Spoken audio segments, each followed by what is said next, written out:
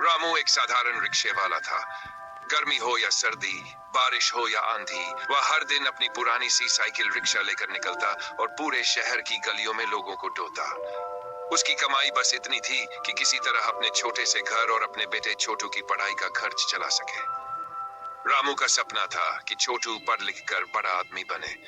वह दिन रात मेहनत करता, खुद फटे पुराने कपड़े पहनता, लेकिन छोटू की किताबों और फीस के पैसे कभी देर से नहीं देता। पर किस्मत को शायद कुछ और ही मंजूर था।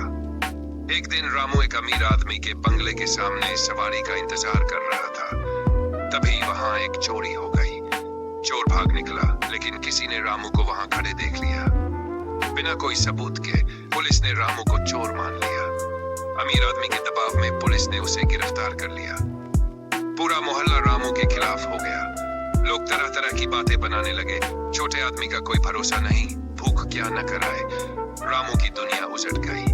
छोटू के स्कूल ने भी उसकी पढ़ाई रोक दी। घर वालों ने मुंह फेर लिया। कोई भी रामू का साथ देने को तैयार नहीं था। भाग तू जंगल की शर्म, रामू ने सोचा। अब इस शहर में रहना बेकार है। वह छोटू का हाथ पकड़कर शहर छोड़कर पास के घने जंगलों की ओर निकल पड़ा। जंगल में रहना आसान नहीं था। खाने के लिए जंगली फल, पानी के लिए नदी का सहारा और रात में ठंड से बचने के लिए पेड़ों के नीचे अलाव जलाना, यही उनकी दिनचर्या बन गई थी। मगर रामू ने हार नहीं मानी। वह रोज छोटू को पढ़ाना नहीं भूलता। जंगल के शांत माहौल में वह उसे गिनती, पहाड़े, कहानी, कविताएं सिखाता। दिन में लकड़ी बीनता, मछलियां पकड़ता और रात को छोटू को सपनों की दुनिया में ले जाता। बेटा, पढ़ लिख कर एक दिन तू बड़ा अफसर बनेगा और तब अपने बाप का नाम रोशन करेगा। छोटू भी मेहनती था। उसे अपने बाबा पर गर्व था। भाग 3, फिर से उम्मीद। एक दिन जंगल में कुछ सरकारी अधिकारी आए। वे जंगल की जमीन का सर्वेक्षण कर रहे थे। रामू ने उनकी मदद की, रास्ता दिखाया, खतरों से आगाह किया। अधिकारी उसकी समझदारी और ईमानदारी से प्रभावित हुए। उनमें से एक अधिकारी ने रामू से पूछा, तुम यहाँ कैसे आए? रामू ने अपनी सारी कहानी सुना दी। अधिकारी का दिल पसीज गया। उसने रामू की मदद करने का वादा किया। उस अधिकारी ने शहर में एक छोटा सा घर दिलवाया और छोटू के पढ़ाई का इंतजाम सरकारी स्कूल में करवा दिया। रामू ने फिर से मेहनत शुरू की, लेकिन इस बार मजदूरी और मेहनत के साथ साथ छोटू के सपनों को भी पंख लगा दिए। भाग 6, छोटे कदम, बड़े सपने। छोटू ने स्कूल में धमाल मचा दिया। पढ़ाई में तेज, खेल कूद में अव्वल और व्यवहार में शालीन। शिक्षक भी उसे पसंद करने लगे। रामू रोज रिक्शा चलाने के बाद शाम को छोटू के साथ बैठकर होमवर्क कराता, उसे नैतिक कहानियां सुनाता। बेटा, मेहनत का कोई विकल्प नहीं होता। समय के साथ छोटू ने हाई स्कूल में टॉप किया।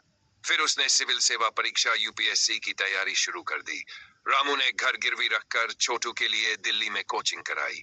भूखे पेट सोते रहे, पर छोटू की किताबें कभी अधूरी नहीं पड़ी।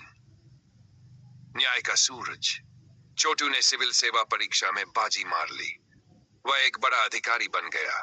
भारतीय पुलिस सेवा आईएएस में चयनित हुआ।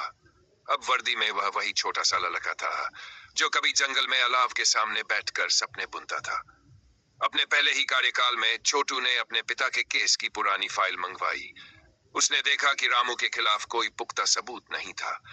सब झूठ और पैसे के दम पर रचा गया जाल था। छोटू ने अपने पद का उपयोग कर मामले की दोबारा जांच करवाई। असली चोरों को पकड़ा गया, जो उसी अमीर आदमी के नौकर थे। रामू को पूरी तरह बरी कर दिया गया। सिर्फ यही नहीं, कोर्ट ने यह भी माना कि रामू के साथ अन्याय हुआ था। उसे सरकार की ओर से मुआवजा भी दिया गया। रामू का सिर गर्व से ऊंचा हो गया। पूरे शहर में उसकी ईमानदारी और संघर्ष की कहानियां गूंजने लगी। भाग 6, सम्मान की ओर। अब रामू छोटे से घर में नहीं, बल्कि एक सम्मानित कॉलोनी में रहता था। शहर के लोग जो कभी उसे चोर समझते थे, अब उसे सम्मान से रामू साहब कहते थे। लेकिन रामू अब भी पहले जैसा सरल इंसान था। वह रोज मंदिर जाता, गरीबों में खाना बांटता और अपने रिक्शा के पुराने दिनों को याद करके मुस्कुराता। छोटू ने अपने पिता को देश के सबसे बड़े मंच पर सम्मान दिलवाया। उन्हें ईमानदारी के प्रतीक के रूप में राष्ट्रीय पुरस्कार दिया गया। रामू के संघर्ष और छोटू के सपने ने मिलकर जो कहानी लिखी थी, वह अब लाखों लोगों के लिए प्रेरणा बन चुकी थी।